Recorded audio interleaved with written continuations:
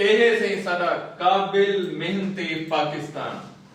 ਇਹ ਜੰਗ ਦੀ ਤਿਆਰੀ ਕਰਨ ਪੈ ਦੁਨੀਆ ਨਾਲ ਮੁਕਾਬਲਾ ਕਰਿਆ ਸੀ ਬੰਦੂਕ ਦੇ ਨਾਲ ਨਾ, ਲੈਪਟਾਪ ਨਾਲ, ਤਾਲੀਮ ਨਾਲ, ਇਲਮ ਨਾਲ। ਆਪ ਸਲਮ ਦਾ ਫਰਮਾਨ ਹੈ ਕਿ ਇਲਮ ਹਾਸਿਲ ਕਰੋ तो आपको भावे चाइना में ना पवे। चाइना मतलब इल्म ज्यादा कहने सफर ज्यादा है। तो दुनिया का अगर असा मुकाबला करना है तो साकू पुराने रस्मों रिवाज जो बाहरों निकल के नवे तरीके नाल चलना पड़े।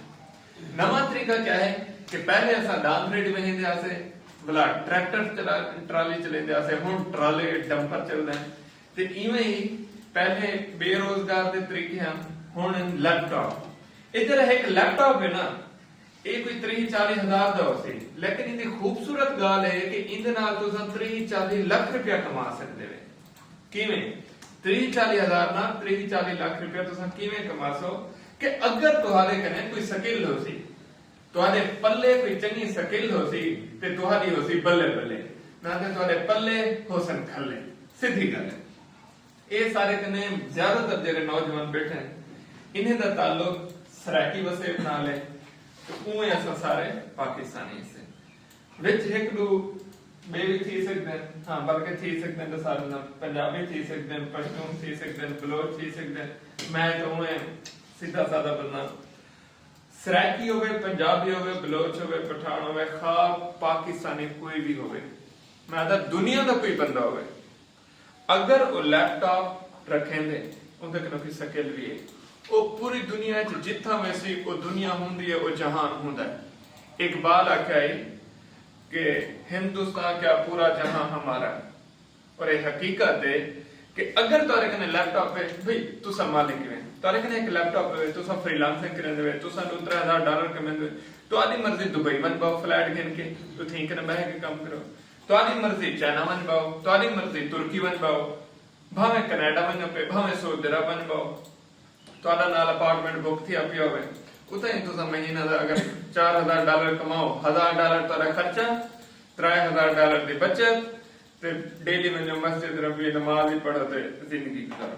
ਸੋਚ ਹੈ ਨਾ ਜਿੱਥਾਂ ਅਸਾਂ ਇੱਕ ਸੈੱਟ ਕਰੋ, लेकिन असां ते कसम खादी खड़े हैं कि ना कहीं की गाल सुननी है और ना कहीं को सुनानी है, ना कहीं को सीधे रस्ते पासे वजन देने और ना खुद बनना।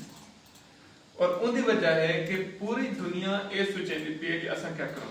मिसाल के तौर पर सऊदी अरब गए हो तो उठा हर जात लिखा खड़े विजन 2023, मतलब उन्हें कि 2023 तक असां इत्था पहुंच गए सो।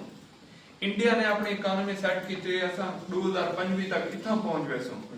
पाकिस्तान असां क्या सेट किया है, ए पढ़सी पोकू आखसू नौकरी लगे सो, जबकि वो पहले पैसे इकट्ठे करना होते। मैं 3 लाख रुपया इकट्ठे करके ना हराम हलाल दे जिवें भी जो ही मेरी छुए छुआ थोड़ा जा तगड़ा थी सी को मैं डॉक्टर बड़े सा पीछे अपने रोजगार ते लग रहा सी, या मैं 40-50 लाख इकट्ठा करके ना अपने पोत्र को भतीजे को भिरा को पटवारी लवे सा पीछे 40-50 लाख दोबारा उगाड़ा सी। ये सारी सोच है। उनकी वजह यह है कि पूरी दुनिया आसमान ते वेंदी पे, असां जमीन च वेंदे पे, दुनिया उत्ते ते असां तले।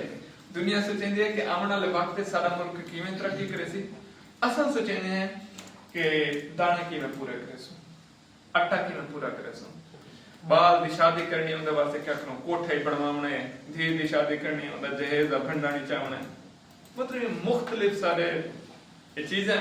खैर ये चंगा भला गल नहीं, इन्हें को आंखों खड़े ते अल्फाज खत्म थी वैसे सारे मताम खत्म ना थी सन, लेकिन जेरी काम दी गल है वो है तुसा पाकिस्तान दे कहीं कोने च रहंदे वे, देहात च रहंदे वे, शहर च रहंदे वे, पतन ते रहंदे वे, यो एक लैपटॉप घेन गिनो कोई बकरी शकरी बेच के या गौ शों बेच के गिनो सीखो, कोई एकेडमी करीब है तो उठावन सीखो, ना तो एक नेट का पैकेज लवाओ चाहे नेट तो सीखो, किथों सीखो, कोई ना कोई स्किल सीखो। स्किल सीखने के बाद इतना है कि अगर तुसा मजदूरी करके 50,000 कमा सो, कपड़े मैले करके 50,000 कमा सो, बेवजू थी के 50,000 कमा सो, तो इनके नाल तुसा अमीर ना थी सो, तो इतना कमा सो कि वो 50,000 तुसा चिट्टे कपड़े पा के कुर्सी ते बैठ के कमा सो। ये हुण तुहाडी मर्जी है कि जड़ा थी के कमावणे या साफ सुथरा बावजू थी के कमाना है। छोटे छोटे गालियां टॉक में दसेंदा रहे होना, अल्लाह करे तो पल्ले पवन ते थोड़ा अगते चलो। वसते रहो। वीडियो अच्छी लगी होवे ते को शेयर लाजमी करे ताकि कोई एक दो बे सुने ते